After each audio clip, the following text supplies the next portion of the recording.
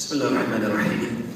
الحمد لله رب العالمين والعاقبة للمتقين والصلاة والسلام على أشرف الأنبياء والمرسلين سيدنا وحبيبنا ومولانا محمد وعلى آله وصحبه أجمعين. أما بعد، أعوذ بالله من الشيطان الرجيم. بسم الله الرحمن الرحيم. فإذا عزمت فتوكل على الله إن الله يحب المتوكلين. قال تعالى: يا يحيى خذ الكتاب بقوة وآتيناه الحكم صبيا إلى آخر الآيات. صدق الله العلي العظيم. Honorable friends, very respected elders, brothers and sisters, Assalamu alaikum wa rahmatullahi wa barakatuh. We have reached the last Friday of the month of January, and at the same time we have less than 60 days to go till the onset of Ramadan. May Allah subhanahu wa ta'ala grant us the tawfiq and ability to approach the next 50 or so days in the best way to prepare for the month of Ramadan. Ameen ya Rabbil Alameen. And we ask Allah to bless us. Allahumma barik lana fi Rajab wa Sha'ban wa ballighna Ramadan. Ya Allah, grant us special barakah in these next 2 months and grant us the tawfiq and ability to reach Ramadan in the breast of spirits. Ameen.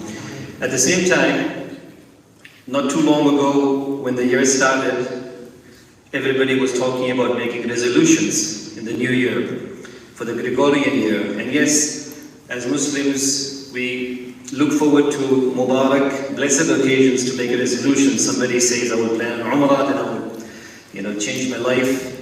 Somebody plans a Hajj. Somebody says, now just look at Ramadan. Different people approach it differently.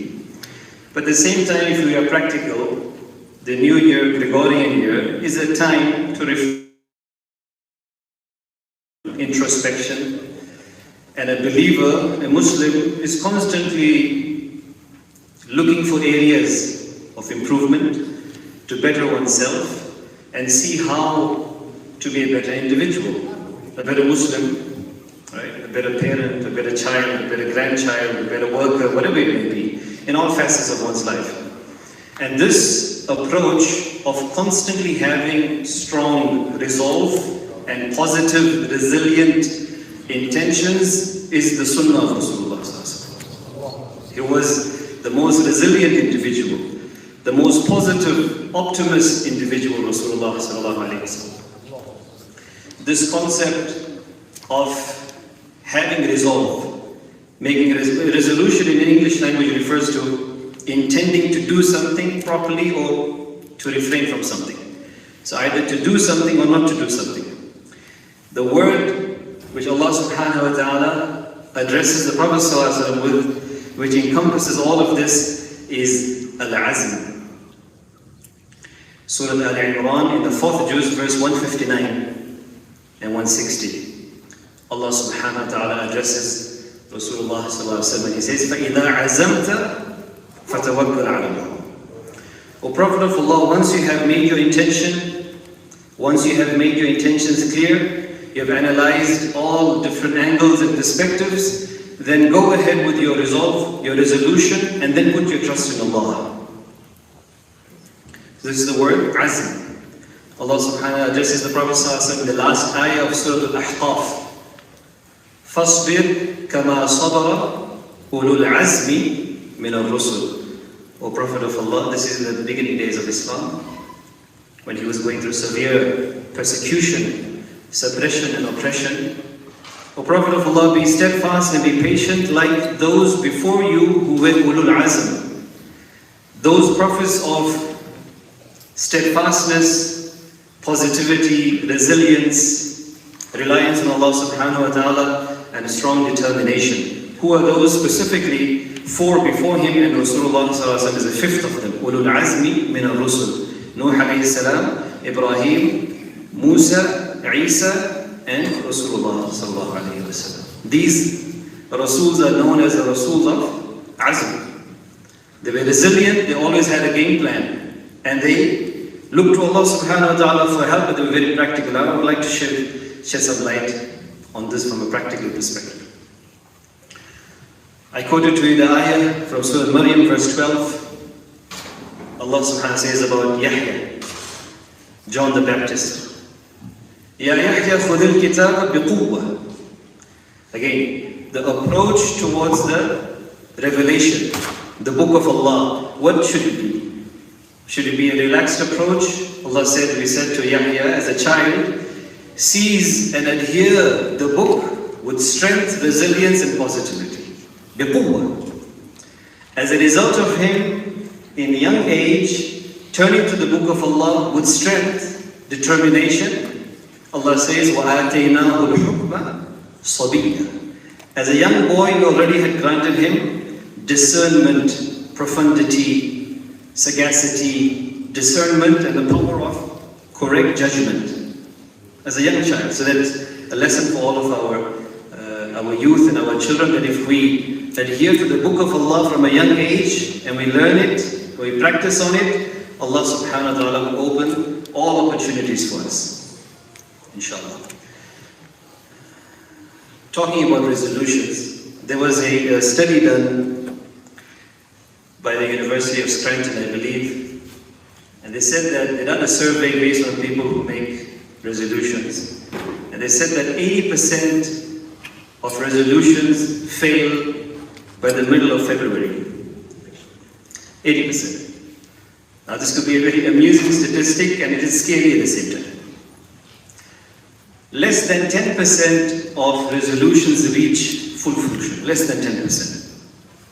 Now we could look at this from two perspectives. We could say, I told you, you had big ambition, big ideas, nothing materialized, it was a waste of time. This is one perspective. The other perspective is, no, we learn from the Sunnah of Rasulullah that we have to have high ambition. We need to think big, we need to be practical, and there will be hurdles and obstacles along the way, but we have to work around them, those hindrances, obstacles, and find something which works for the long term. So more than 50, about 53% of resolutions were with regards to one's personal well-being, health-related goals. 50%. I want to narrow down the areas in our life where we have to seek, the end of January now, and Ramadan is coming. So these are perfect opportunities for us to reflect, where am I going? Allah subhanahu wa ta'ala says in Surah Takwir, subhanallah, فَأَيْنَ تَذْهَبُونَ. So where are you going? فَأَيْنَ تَذْهَبُونَ. After everything has been clarified for you, O believers, O insan, in the book of Allah, which direction are you still persisting with? After everything has become clear and apparent and crystal clear. Surah Al-Insan, إِنَّا هَدَيْنَاهُ السَّبِيلَ إِمَّا شَاكِرًا وَإِمَّا كَفُورًا. We've shown the way. Either a person now will choose the way of being grateful or becomes ungrateful. So this question, فَأَيْنَ تَذْهَبُونَ, is something which we have to constantly ask ourselves, that which direction is my life heading in? Am I in those same old habits, toxic environments, and where I have not improved an iota? Or have I improved, and where can I keep on improving? In Surah Al-Mudaththir, Allah subhanahu wa ta'ala takes 3 oaths about the reality of Qiyamah, Jahannam, hellfire, accountability, 3 oaths. And then he says, لِمَنْ شَاءَ مِنْكُمْ أَنْ يَتَقَدَّمَ أَوْ يَتَأَخَّرَ. The path is now clear. Either a person proceeds ahead, Bismillah, and changes his life for the better, أَوْ يَتَأَخَّرَ, or he can miss the bus and stay back. So Allah subhanahu wa ta'ala is saying, the path is clear, everything has been clearly explained. You can either go forward or you can stay back in those old habits. So there was a book written by Michael Hyatt. The name of the book is Your Best Year Ever. Your Best Year Ever, you can find on Amazon for about $15. In this book, he mentions 10 areas of one's life where a person has to identify and rectify. Areas of improvement to make solid intentions. And all of these areas where he has identified them are very practical in the life of Rasulullah. So let us look at it, 10 areas where people have to identify and start working strategically with azm. Strategically with azm, because Allah subhanahu wa ta'ala said, فَإِذَا عَزَمْتَ, you do what's required, identify, rectify, Bismillah, فَتَوَكَّلْ عَلَى اللَّهِ. Tawakkul comes at the end. Allah didn't say you start with tawakkul and just sit back. By the way, just quickly, a quick definition of tawakkul. The ulama have written, al-isti'anatu wa tafweed al-amri ila Allah. Right? Delegating our affairs to Allah subhanahu wa ta'ala, that's there. Isti'anatu bihi, and seeking help on them immediately from Allah subhanahu wa ta'ala. Iyaka na'budu wa iyaka nasta'een. We seek and beseech her more than 5 times a day. And connecting them, rabtul ashya'i bi mashiyatillah. And connecting all of these different decisions which happen in our life with the will, command and decree of Allah, who is in charge.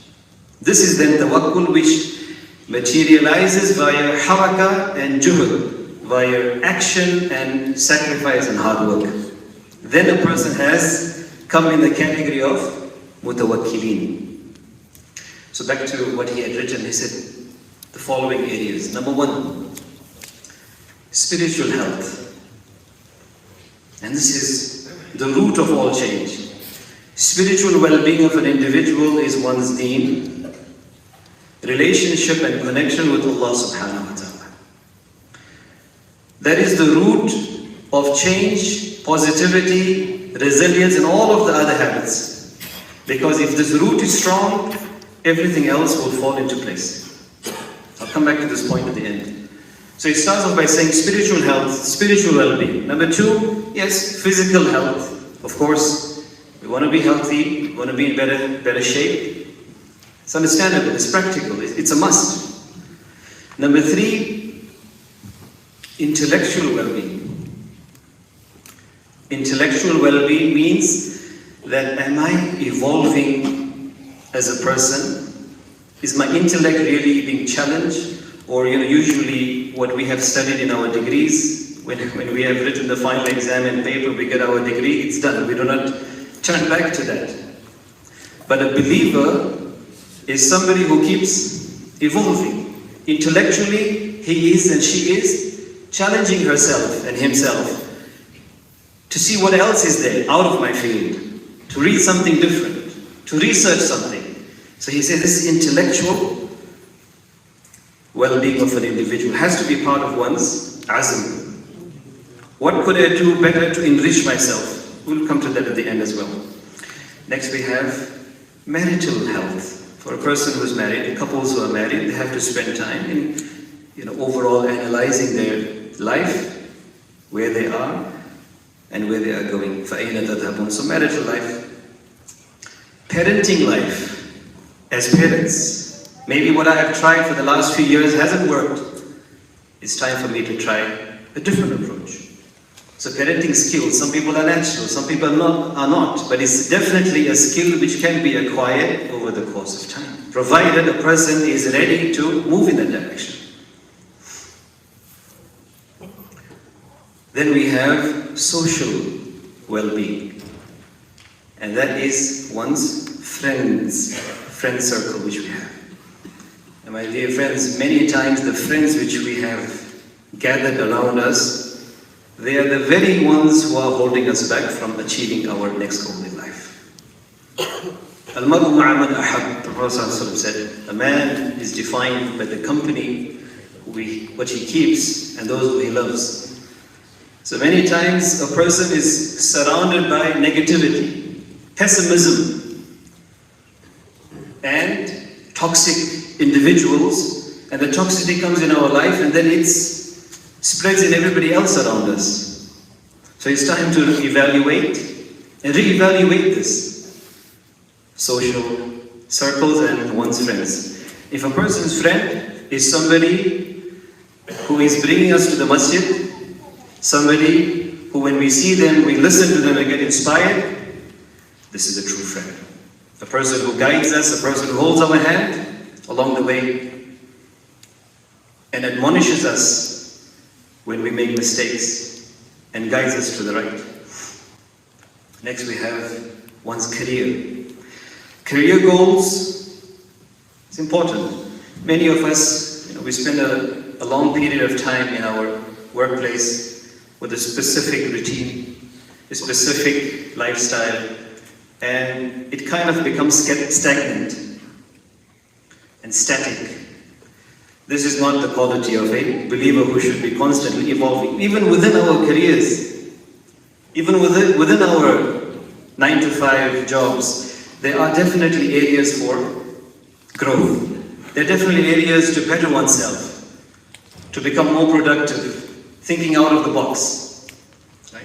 And this comes to the next one, which he says hobbies. It's important for a person to be healthy and spiritually strong who has healthy hobbies as well. Last but not least, I'm not sure if you've covered all of them, financial health or financial well-being. The average American owes about $16,000 on credit card debts. $16,000 on average. That shows that we are definitely in need of better strategic financial planning. Right? So financial planning and where am I and where am I going has to be part and parcel of that. And there's so much of israf, and there's so much of wastage and excessive habits. That is another topic, inshallah. So these are things which I just wanted to identify. Now, respected brothers and sisters, the top of the list for one's resolutions, niyyah and azm, strong, positive, determined resolution has to be one's ta'alluq with Allah subhanahu wa ta'ala. Otherwise, if a person's focus is just one's career, if a person's focus is just one's financial goals, one's focus is just one's marital life or mental well-being. We spoke of mental well-being. 1 in 5 Americans will suffer from a mental disorder in their life. Some more, some less, but 1 in 5. So a person, I don't know if I mentioned that, but mental health is part of the 10, where a person has to just take out time away from that routine and say, I'm going to dedicate some time away from the hustle and bustle of the world, the fast-paced world, where I just need to take a break and rejuvenate, replenish myself and come back fresher. Otherwise we get that same stagnancy because we are just accustomed to the same system. So we need some time for our mental well-being as well. So as I was saying, that if a person's focus is everything other than Allah, everything other than one's connection with Allah subhanahu wa ta'ala, and if a person just wants to be healthier, fitter, look more handsome and beautiful, and not focus on one's relationship with Allah subhanahu wa ta'ala, all of those goals will be miserable. Sooner or later we might get quick results. We might get instant gratification on certain instances, but in the long term, because it was done in the wrong approach, that intention, that action will go down the drain. A person will end up being miserable. But on the flip side, if a person starts with ta'alluq ma'allah, my relationship with my Rabb, my relationship with my masjid, my relationship with the book of Allah subhanahu wa ta'ala, the basics. Right? We don't have to be a PhD in Islamic studies to do this. The basics, if a person starts doing that, then we will find it materializing in such a productive manner with barakah and blessings in every other regard. Allah subhanahu wa ta'ala has given us constant reminders in this regard. Ya ayyuha alladhina amanu ittaqullaha wal tanzur nafsum ma qaddamat lighad. Surah Al-Hashr, verse 18.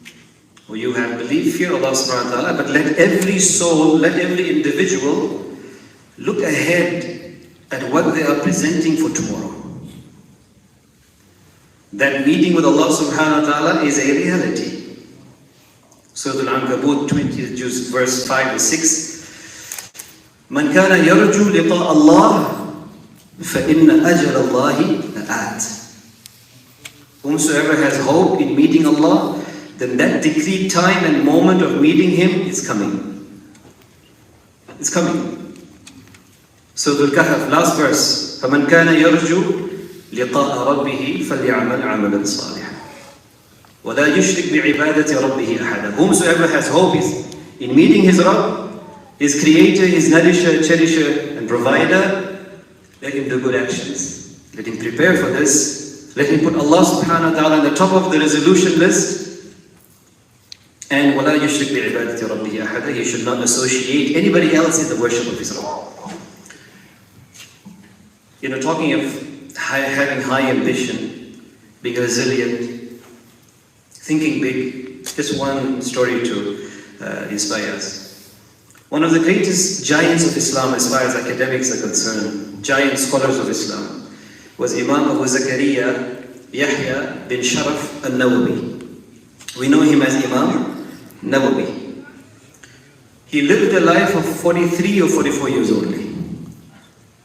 Such an impact he has left in Islamic theology, fiqh, jurisprudence, any topic, any subject you will pick up a book, he has works in it.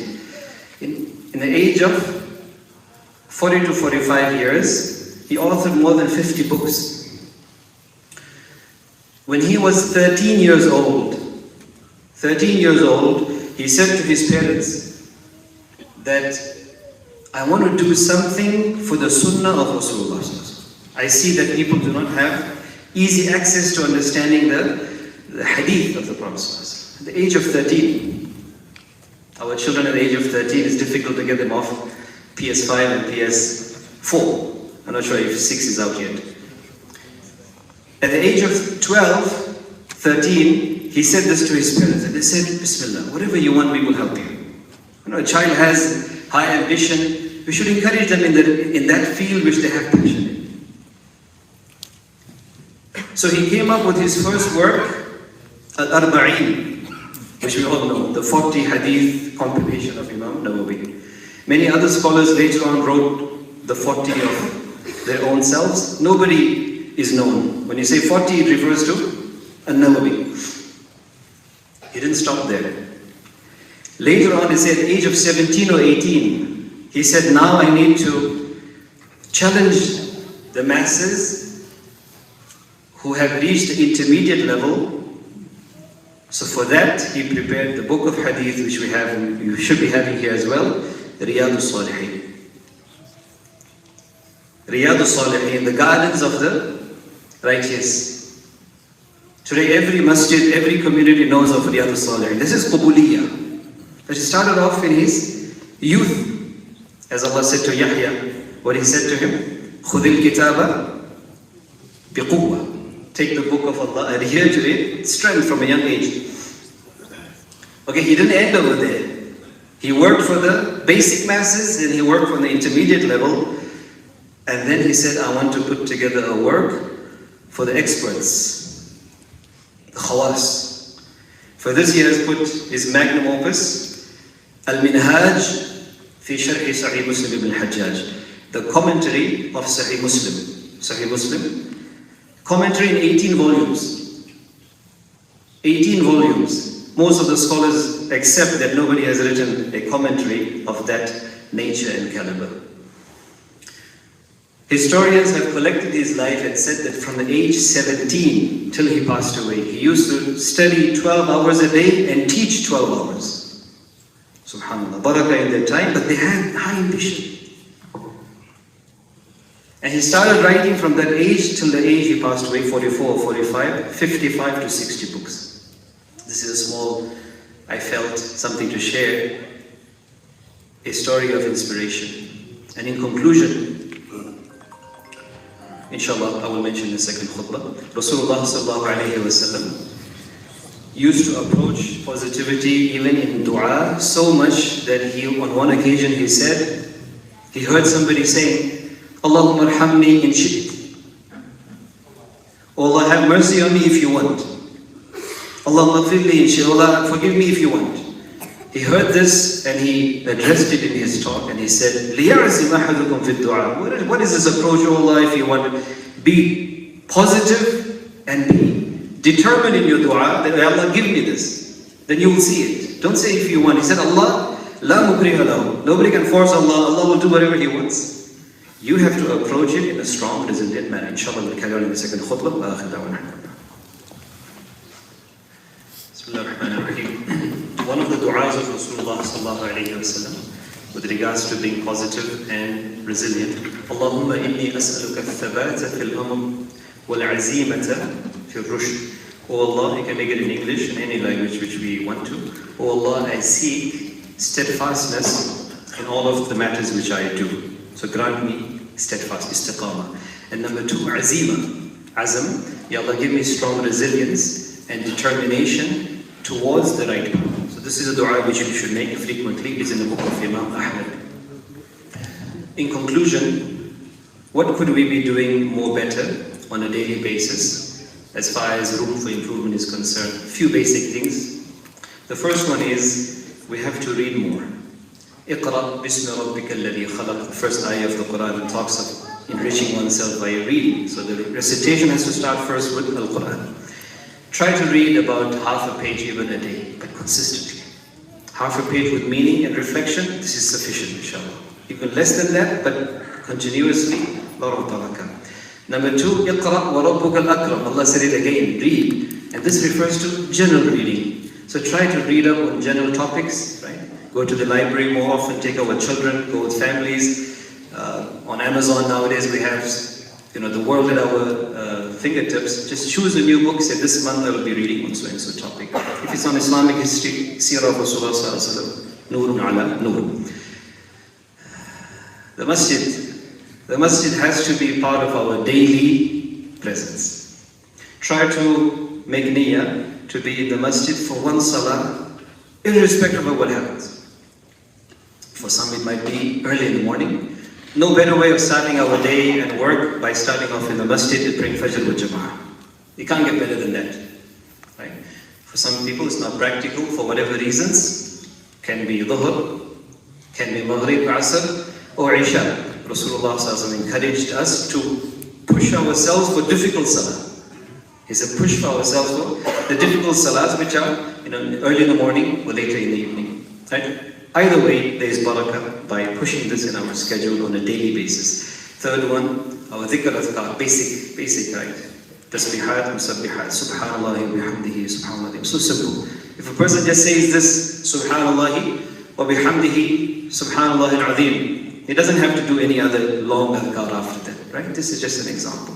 May Allah subhanahu wa ta'ala grant us all the tawfiq and ability to inculcate what's been said and make us more resilient, make us more confident, make us more positive. And may Allah subhanahu wa ta'ala bless us all, our families, our children, and our parents. May Allah subhanahu wa ta'ala grant our parents barakah in their life. Those who have passed away, may Allah grant them Jannatul Firdaus. Those who are alive, may Allah keep them with health, barakah, shifa and afiyah. Those in our community who are not well, may Allah subhanahu wa ta'ala grant them all shifa, and those who have requested for du'as, as I see over here, Abdul Qadir, make du'a for him, may Allah grant him shifa and afiyah as well, and for the entire ummah, may Allah subhanahu wa ta'ala grant everybody afiyah, and may Allah subhanahu wa ta'ala grant us the tawfiq, ability to reach the month of Ramadan in the best of spirits, in the best of health, in the best of afiyah, in every perspective. Ameen ya Rabbal Alameen. ربنا آتنا في الدنيا حسنة وفي الآخرة حسنة وقنا عذاب النار.